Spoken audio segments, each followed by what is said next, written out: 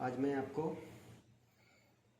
PMI positive material identification इसका ये XRF machine से मैं सारे मेटल का मैं एक वन बाय वन चेक करके आपको दिखाऊंगा कि कौन से मेटल में कितना केमिकल कंपोजिशन होना चाहिए और कितना पे ये एक्सेप्ट हो सकता है, कितना पे ये रिजेक्ट होगा। तो सबसे पहले ये डुप्लेक्स है, SS का डुप्लेक्स मेटल है। मैं इसको चेक करके बताता हूँ। ये SS 2205 है। ओके, अब आप देखो SS 2205 मटेरियल का केमिकल कंपोजिशन 21 से लेके 23 होना चाहिए। तो मशीन में कितना है 21.82 मतलब एक्सेप्ट है। निकेल 4.5 से 6.5 होना चाहिए। हमारे मशीन में 5.73 है तो ये भी एक्सेप्ट है। 3.3 से 5 होना चाहिए मोली, हमारे पास मोली 3.20 है मतलब ये एक्सेप्ट है। अब हम चलते हैं 316।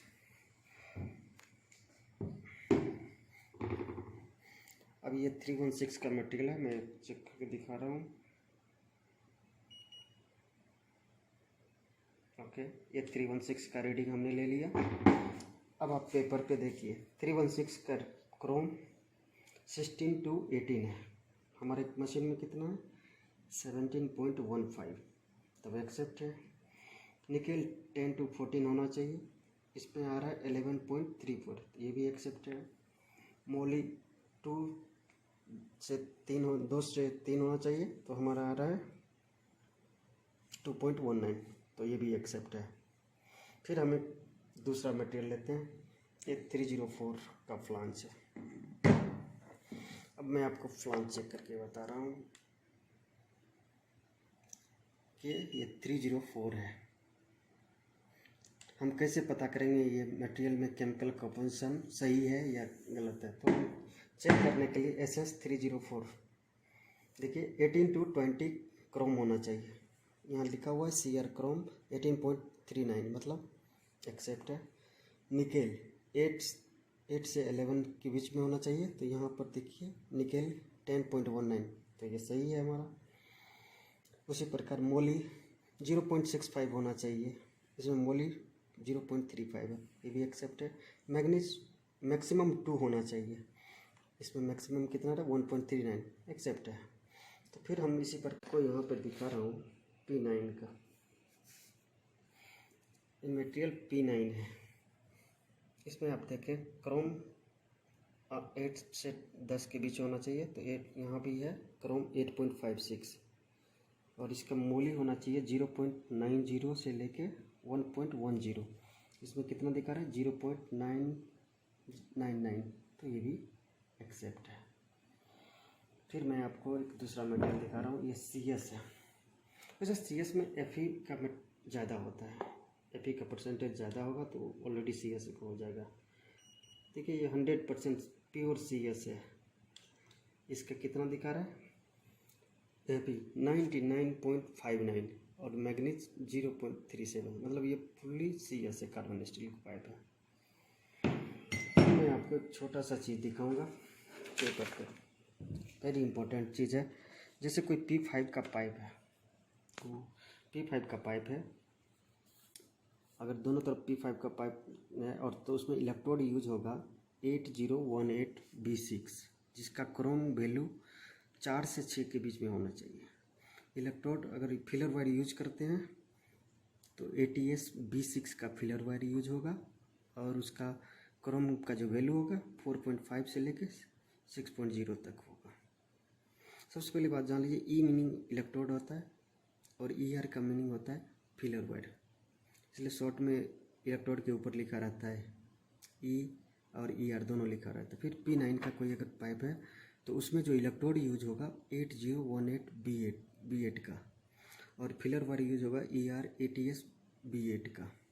तो इसका वैल्यू दिया हुआ है। कार्बन अगर क्रोम उसका क्रोम 8 से 10 के बीच में आएगा, मैक्सिमम 10 होगा और मिनिमम 8 होगा। अगर फिलर वायर ATS B8 है तो क्रोम 8 से लेके 10.5 के बीच में आएगा। मिनिमम 8 रहेगा, मैक्सिमम 8 ना जाए। फिर उसी प्रकार आपको दिखा रहा हूँ P11 का अगर कोई पाइप है तो P11 का वैल्यू होता है कितना, 1.1 से लेके 1.5 होता है क्रोम, उसमें मोली होता है उसमें 0.44 से लेके 0.65। तो ये कन्फर्म हो जाता है कि ये P11 है। और अगर उसका जो वेल्ड मेटल होगा वो उसका यूज होगा 8018B2 का, ये इलेक्ट्रोड यूज होगा। और फिलर वायर यूज होगा ATSB2। और फिर आपको दिखाता हूँ P22 का अगर मटेरियल है तो उसका ये केमिकल कॉम्पोजिशन होगा क्रोम 1.90 से लेके 2.60। और मोली होता है उसमें 0.44 से लेके 0.65। तो ये कन्फर्म हो जाता है कि ये P11 है। और अगर उसका जो वेल्ड मेटल होगा वो उसका यूज होगा 8018B2 का, ये इलेक्ट्रोड यूज होगा। और फिलर वायर यूज होगा ATSB2। और फिर आपको दिखाता हूँ P22 का अगर मटेरियल है तो उसका ये केमिकल कॉम्पोजिशन होगा क्रोम 1.90 से लेके 2.60। और मोली होगा 0.87 से लेके 1.13। ये इसके लिए बेस मेटल के लिए। और बेल्ट मेटल के लिए इलेक्ट्रोड यूज होगा 9018B3 और 90SB3।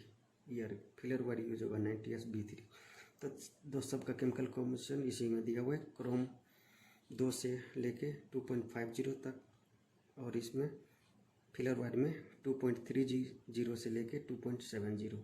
उसी प्रकार ये आपको दिखा रहा हूँ कुछ पाइप SS का। अगर 304 का पाइप है तो इलेक्ट्रोड यूज होगा 308। चाहे इलेक्ट्रोड होगा 308, फिलर भी हो जाएगा उसका 308। अगर कोई 316 का पाइप है तो उसका इलेक्ट्रोड हो जाए 316 का ही इलेक्ट्रोड यूज होगा उसमें। अगर उसमें 308 मार रहा है तो वो रॉन्ग हो जाएगा, उसको आप रिजेक्ट कर सकता है। तो इलेक्ट्रोड आप देखें इसमें 316 है और ER 316, मतलब फिलर भी 316 का, इलेक्ट्रोड भी 316 का। उसी प्रकार अगर आपको डिसमिलर मटेरियल मिलता है कहीं पे, जैसे एक तरफ 304 का पाइप लगा हो, दूसरी तरफ CS का पाइप लगा हो, तो वहाँ पे इलेक्ट्रोड चेंज हो जाता है। वहाँ पे 309 का इलेक्ट्रोड लगेगा और फिलर वायर भी 309 का लगेगा। या दूसरा निकल क्रोम 3 भी आता है इलेक्ट्रोड, वो भी लग सकता है। या उसका फिलर वायर भी निकल क्रोम 3 का। ये दोनों इलेक्ट्रोड डिसमिलर में मोस्टली यूज होता है। फिर एक और डिसमिलर आता है, जैसे कभी कभी 3054 का पाइप है एक साइड में, दूसरे साइड में 316 का पाइप है, तो क्या हो जाएगा वहाँ पे इलेक्ट्रोड चेंज हो जाएगा। जिसका जो हाइयर है वो यूज होगा, जैसे 316 है तो इलेक्ट्रोड भी उसका 316 यूज होगा और फिलर वायर भी 316 यूज होगा। वैसे आपको मैं केमिकल कॉम्पोजिशन पहले ही बता दिया हूँ।